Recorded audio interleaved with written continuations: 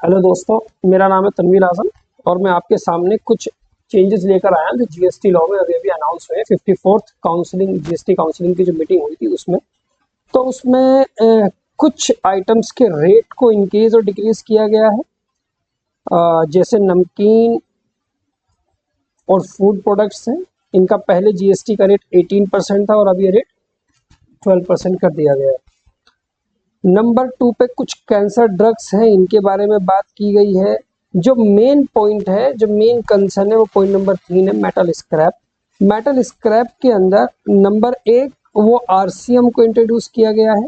RCM के introduce का मतलब ये है कि अब किसी भी डीलर को अगर माल खरीद रहा है कोई भी डीलर और खरीदने वाली जिनसे वो खरीद रहा है वो अनरजिस्टर्ड पार्टी है, तो उस केस में उसको 18% जीएसटी खुद से पहले डिपार्टमेंट को पे करना पड़ेगा कैश लेजर में, आरसीएम के अंदर, फिर उस पर इनपुट क्लेम करना पड़ेगा। तो इसको हम अपनी लैंग्वेज में आरसीएम बोलते हैं, reverse charge mechanism.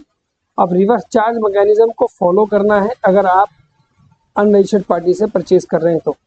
Reverse charge mechanism to be introduced on supply of metal scrap.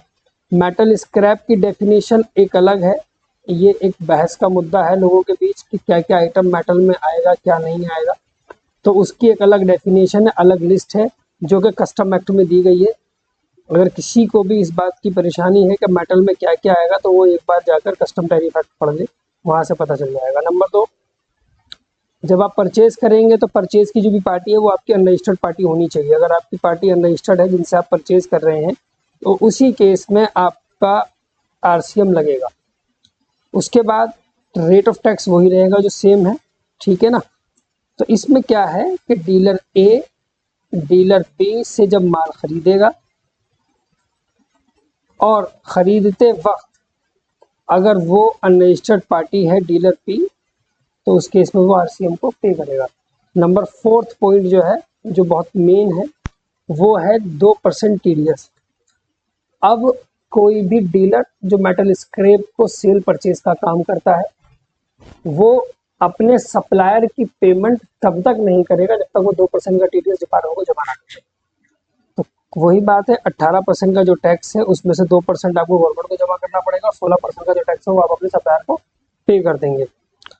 इसके बाद एक और चेंज आया है, वो है रेंट का।